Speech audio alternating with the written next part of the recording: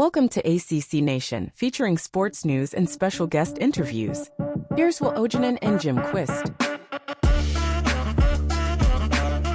This is ACC Nation's Cal football preview with the editor and writer covering Cal sports. He's been on the NFL Network, ESPN, Fox Sports, and podcasts, providing Cal football analysis.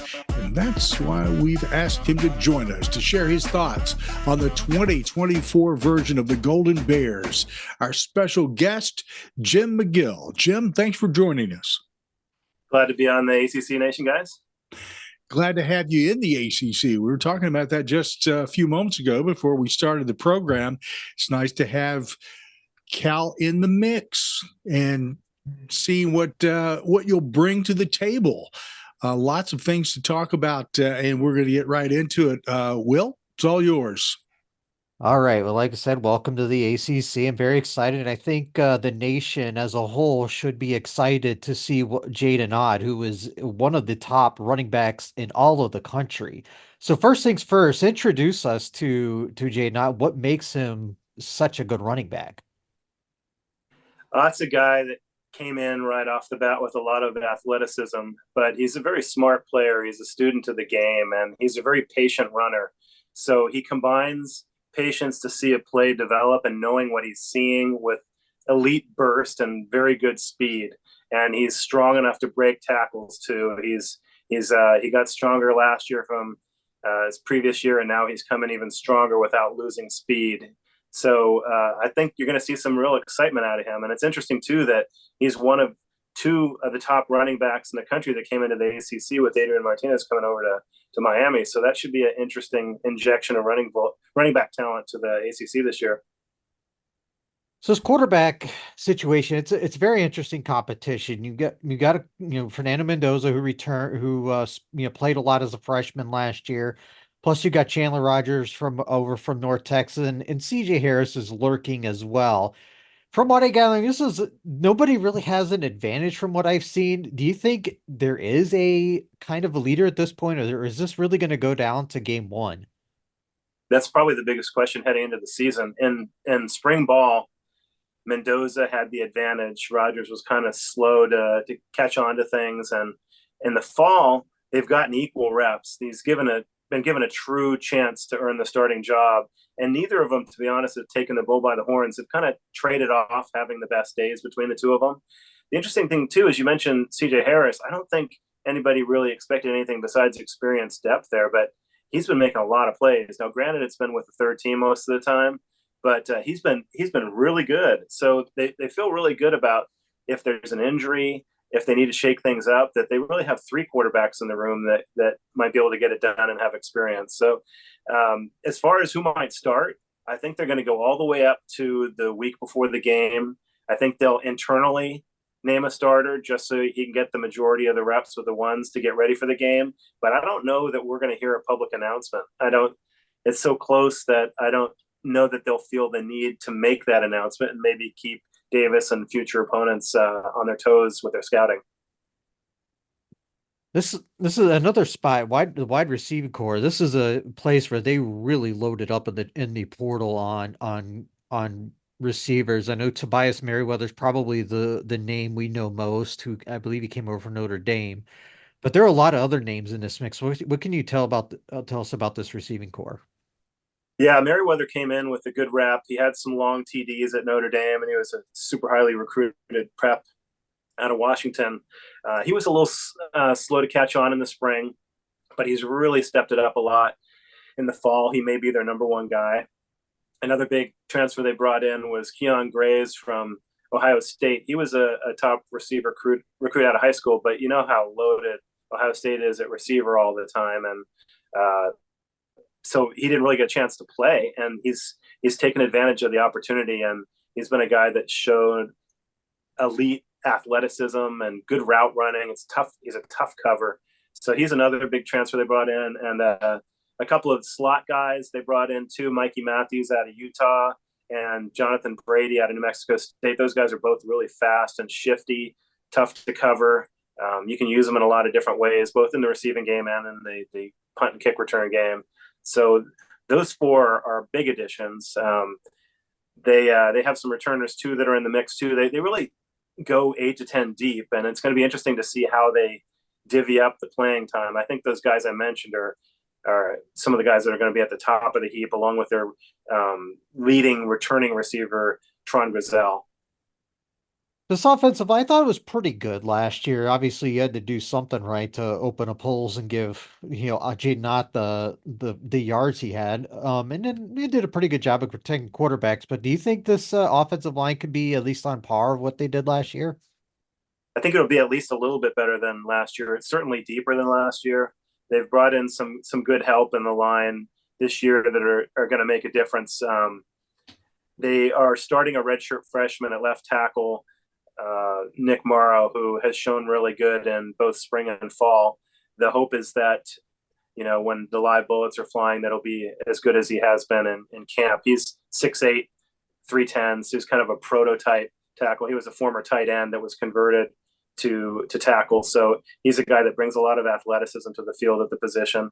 And they brought in Will McDonald out of Coastal Carolina, who's kind of an undersized guy, but super aggressive, great technique. He'll probably start at either guard or center. They brought in a Montana State guy who can play either guard or tackle, and Rush Reimer. He's strongly in the mix to start at one of the two guard positions. Siwape Vadakani is a guy who was one of the best linemen in the league, and he's injured right now, but they're hoping he's going to be back for the opener. And TJ Sessions, kind of the leader of the line at the right tackle position. He came in from Montana State 3 seasons ago, and he's gotten better every year. He's a guy that might challenge for all conference.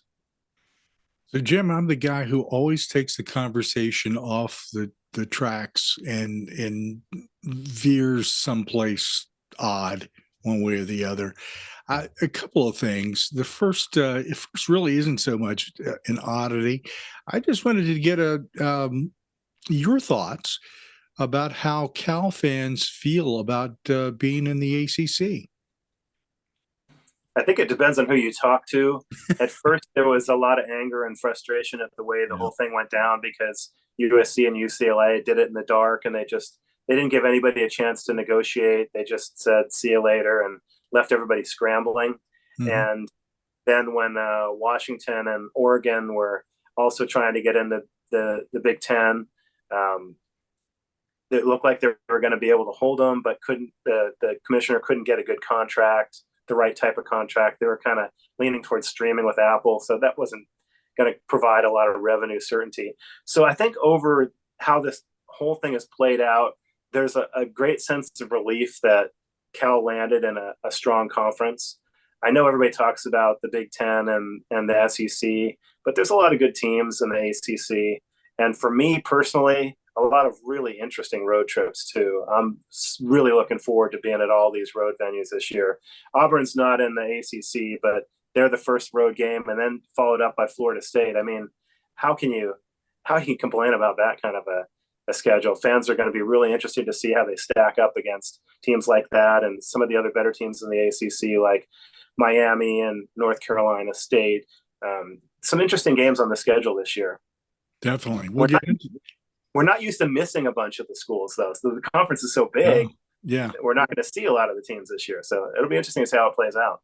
Yeah, that schedule. The scheduling is it's different.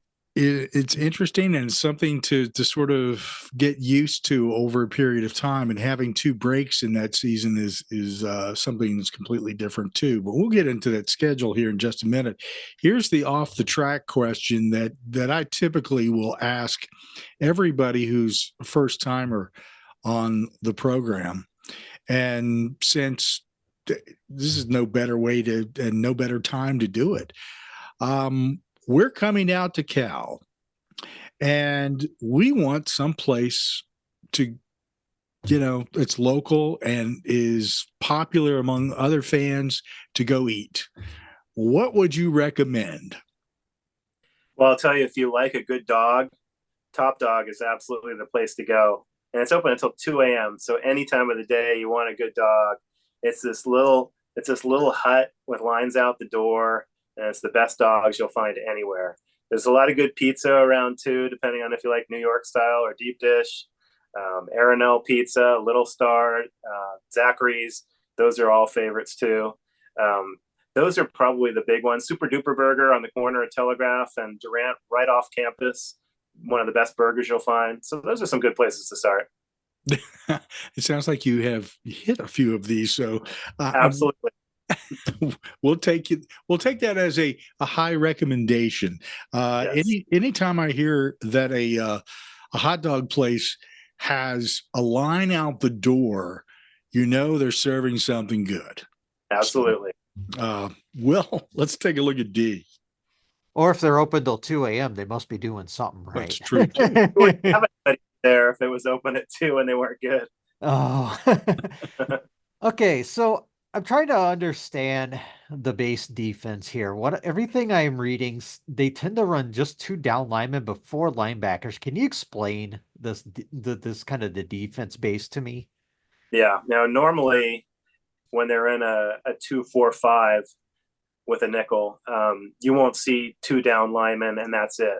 Typically, you'll see the edge outside linebackers line up as essentially defensive ends. So at any given point in time, you're typically going to see 4 people on the line, even though there's only 2 defensive linemen in that mix. Now, the edge guys, they can back off and cover. So that's kind of the difference. You're not going to see a defensive end back off and cover a receiver or a running back. So they're a more versatile type of a defensive end, and they're kind of pass rush specialists at the same time.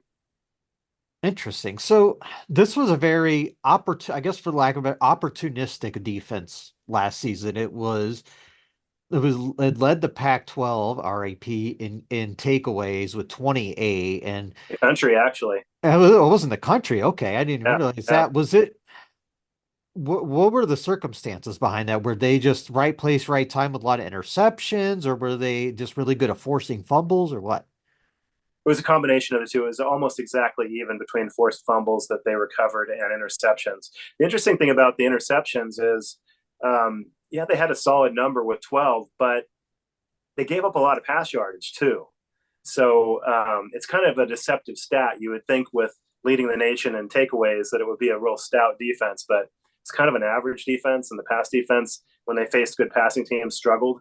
But they really addressed that in the offseason, especially with the portal and also JC recruiting. They are so much more deep than they were last year, and a bunch of those guys that came in are going to start, and a couple are going to be impact guys too. So that you're going to see a lot more of a change in the defense, because last year they really weren't in a position to play man that often. Now they're going to play man primarily because they have the personnel for it. Good cover guys that are really fast too.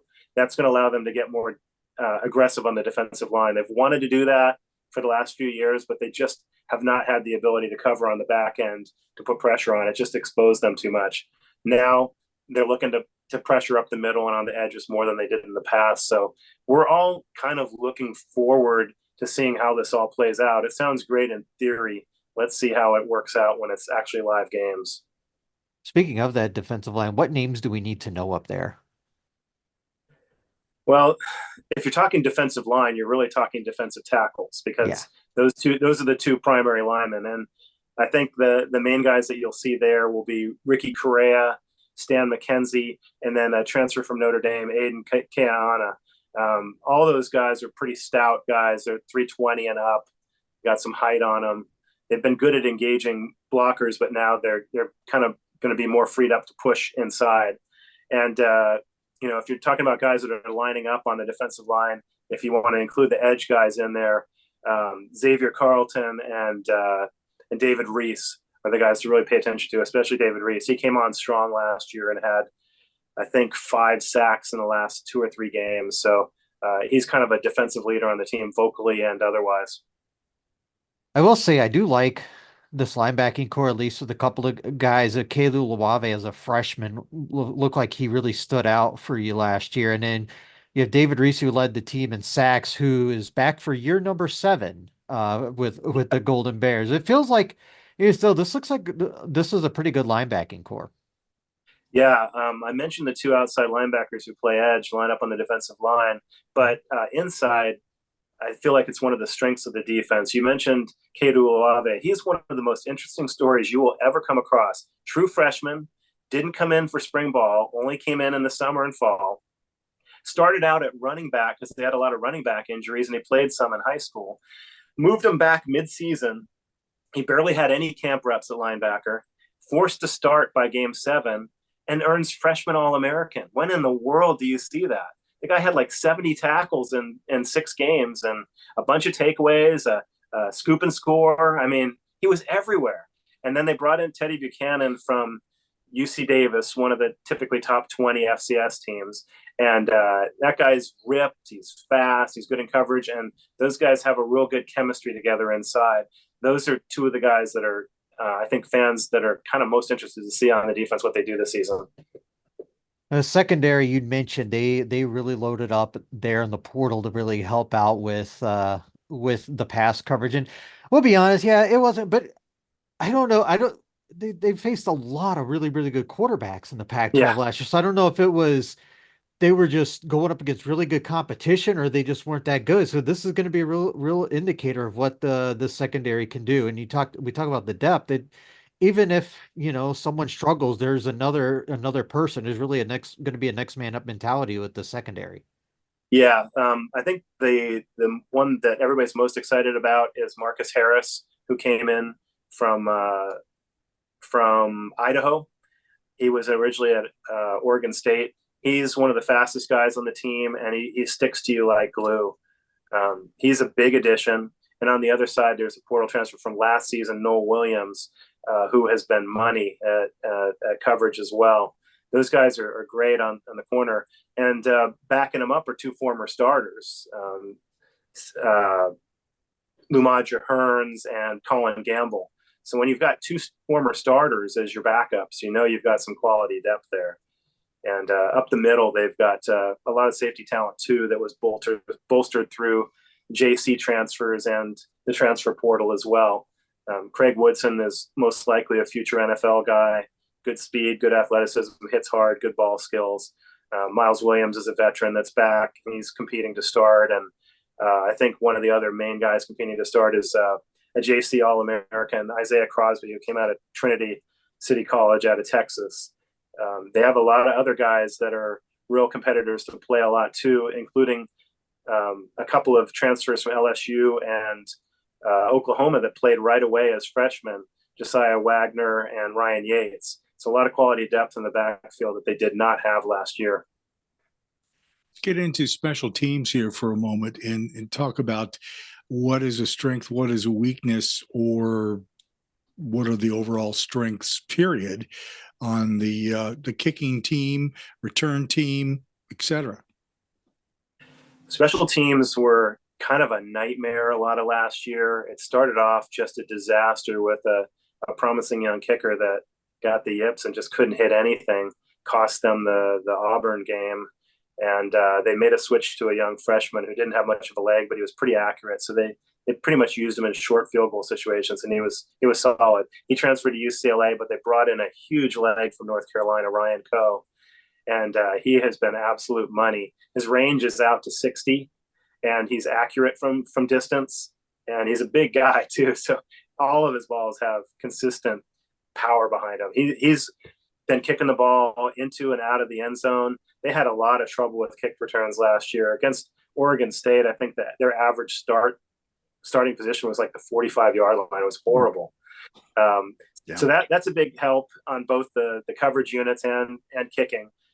Punting, Lachlan Wilson is one of the top punters in the country. He has a booming leg. I think we'd like to see a little bit more consistency out of him, but he can put a ton of air under the ball and get good distance too. He was one of the yards per punt leaders in the country.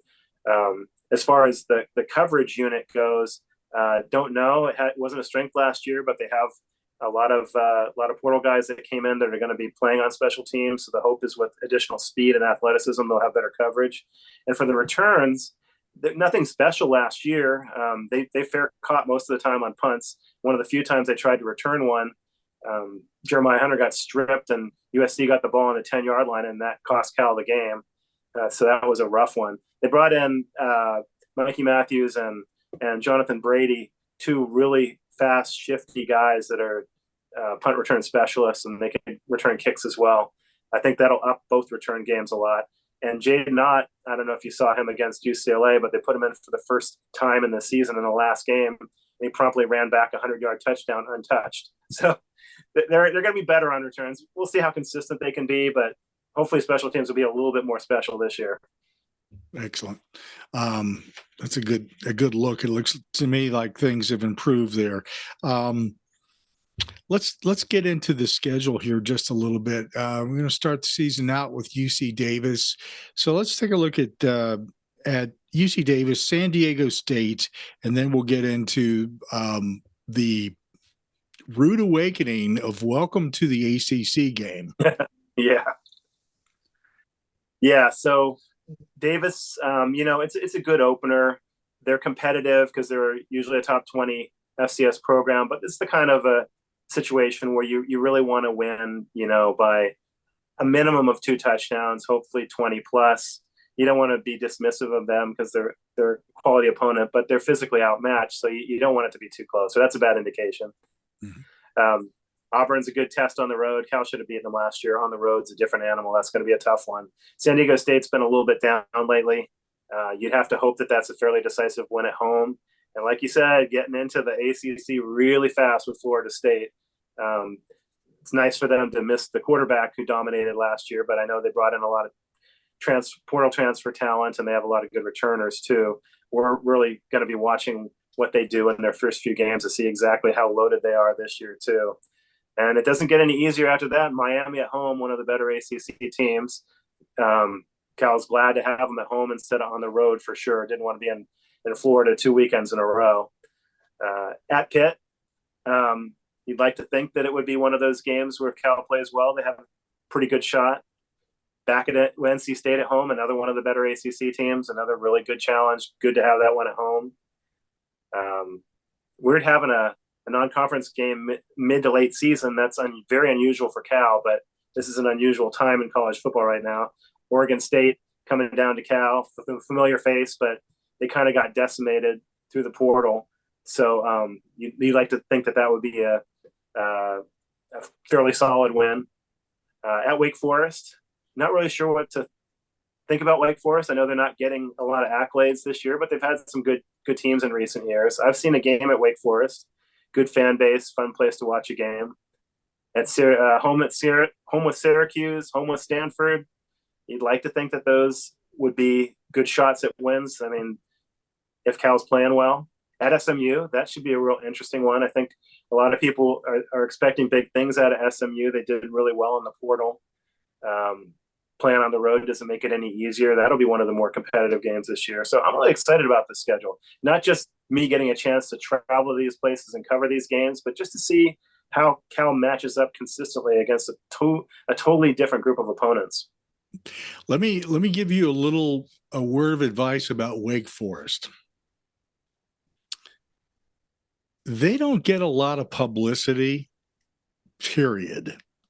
Yeah, like a college, a Division I college athletics program should. So often, you never hear or see anything about any of their sports programs until it's too late. So just giving you the heads up, that's a team you always keep your eye on, just in case, because you may not be hearing it from anybody reporting it accurately. That's probably one of those exceptions in college sports that always leaves me scratching my head, to be honest with you. I don't understand why there's not more information about Wake Forest that comes out. So it is the way, maybe that's the way they want it. So Cal football is used to that too. I mean, they've had some down years for sure, but even when they've got talent, people sleep on them a lot too. So we're used to it. Yeah. Okay. Well, right in the same vein then. No problem. Will, got any final questions? One real quick. Just kind of looking over, we ran through the schedule, and it's definitely got some easy ones, and it's certainly got its tough ones. What record would Cal have to have for you to say this was a successful season? I've been saying 8-4 regular season. preferably add a bowl win to it. I could see 7-5. Anything less than that would kind of be an indictment of the program, I think. And that's not to say that it's because the ACC isn't good enough. It's because they've brought in the kind of talent that they need to win. And if they're not winning with the roster they have, there's a real issue. Actually, I have one more I want to throw in here before we go. I'm kind of curious to know the fan base's thoughts on Justin Wilcox as a coach. Well, everybody likes him as a person. He's a high character guy. He's brought in high character people, but after a promising start where they were in a bowl game with 8 wins in year 3, they got derailed in COVID.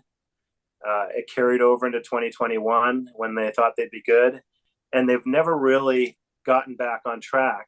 Last season was a minor step forward, qualifying for a minor bowl game. But, the patience is wearing a little bit thin. Fans need to see the program take a step forward. And when you talk to Wilcox about, expectations for this season, he's a guy that does not want to talk about what could be. He's like, we haven't lived up to our potential. I want to see us win. Our talking should be done on the field. So it's kind of a show me year for him and for everybody. What do you think is going to happen? Well, I think the team is likely to fulfill my expectation and win 8 games. And I think that they'll just build off that or try and build off it through the portal and start to see an uptick in prep recruiting, which hasn't been great. Most of them been doing the work in the portal. Then I think the preps need to see more success during the season to start to get the bigger preps in. But the portal guys, they see what you're building. They see immediate playing opportunities. They see a staff and a program that has a great atmosphere they want to be in. That's a different animal. But yeah, this is a show me year. And if it's just an average to poor year, there's going to be a lot of very unhappy people. That's not good. We kind of slid in, and we'll stretch this out just a little bit longer here because we just delved into recruiting, and I can't help myself. From the standpoint of where they have been recruiting successfully over the last few years versus where they would like to with the ACC maybe opening doors, or has it always been cross country anyway? Cal has more of a national appeal than a lot of programs do. Not like Stanford, but still, they've been able to recruit out of state pretty effectively. They've recruited Texas really well lately. And when you've got a bunch of guys from the region, it makes it so much easier to bring other quality players in too, because they've got that comfort factor. They're like, well, if these guys made the decision and they're happy there, it's probably a good choice for me too. There's been a few that have said, yeah, the opportunity to be able to play in front of my friends and family it's appealing.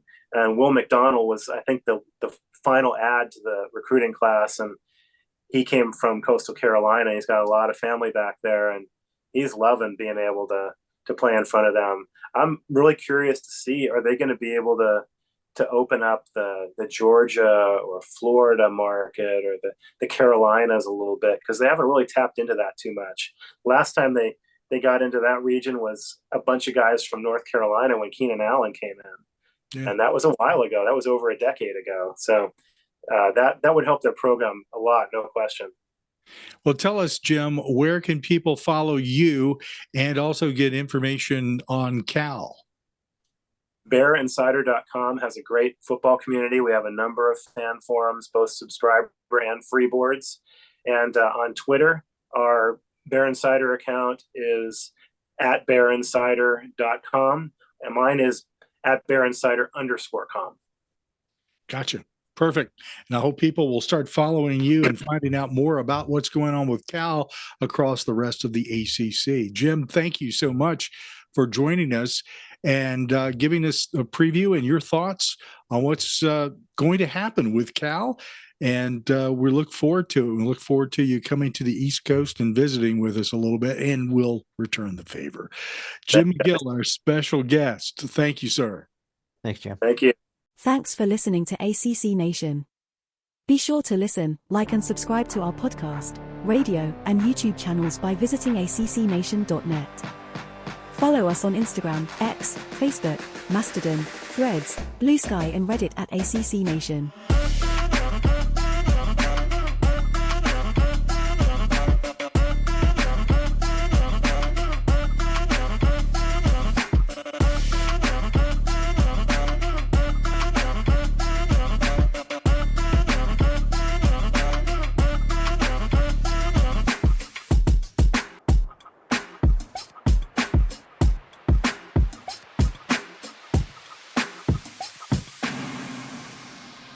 ACC Nation.